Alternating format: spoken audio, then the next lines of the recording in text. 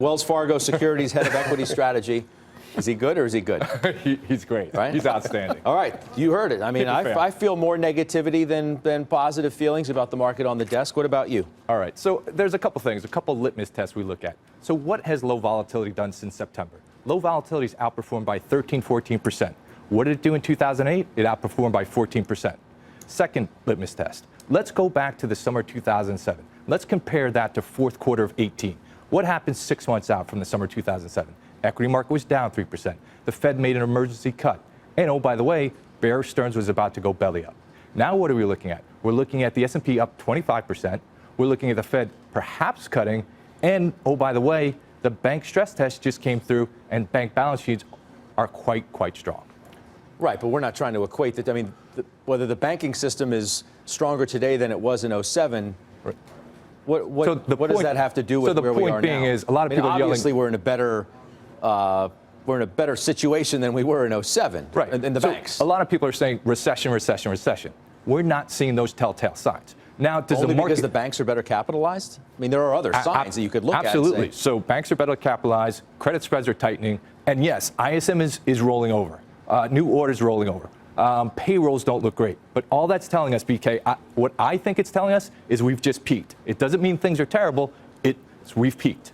So we've just peaked, and now we're starting to have strategists cut their earnings estimates for the 2019 and 2020. And this goes back to the conversation we were having before. So you have an S&P, if you have $166 in earnings for 2019, you have an S&P that's almost pushing 18 times. And that's expensive because all the crowding in names like Procter trading at 23 times, or Coke trading at 24 times, or Microsoft trading at 26 times. That's kind of the problem. We'll look back and say, oh, that was kind of obvious. Those stocks should have never been trading at those levels. So if the 10-year is going to be at 2% for a long time, if credit spreads are going to be 100, 125 basis points for a long time, where should multiples be at this point in time? They should be relatively high. 17, 18 times, not particularly high. Roll it back to the late 90s, where we had things at 25, 30 times. That's expensive. Here, on a relative basis, things aren't all that expensive. So if the Fed cuts rates, what does the market do? BK says go down. Potentially. So I don't think it goes down.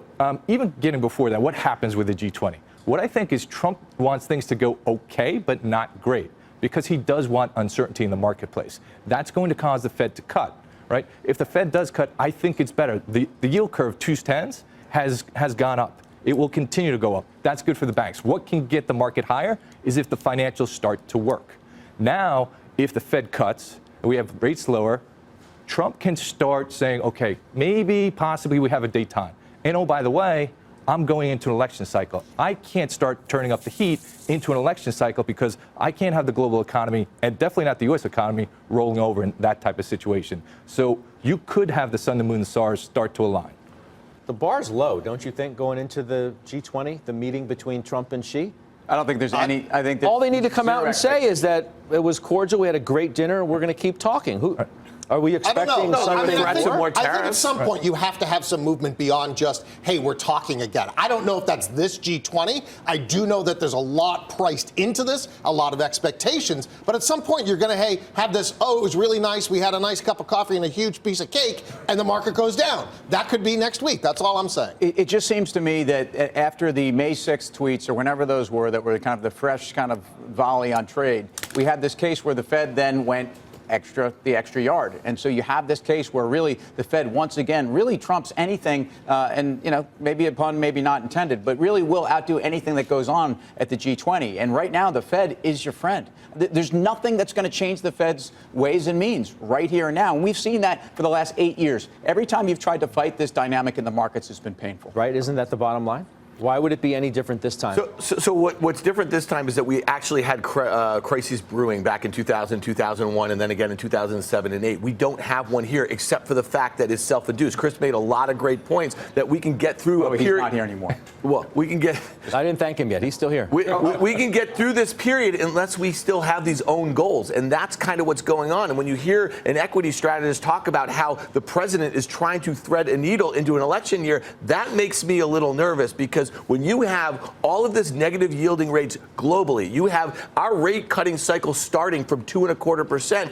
We are that far away from some big mishaps that we do not have the ammo to combat if we do end up having a crisis. Which is why gold's doing what it's doing. That's right. I'll let you sum it up. What's your last word for us? Then we're going to thank you, and then you will no longer be here. We'll make it good. Be careful. Don't light your hair on fire, but there is upside opportunity. All right, good stuff. Chris, thanks.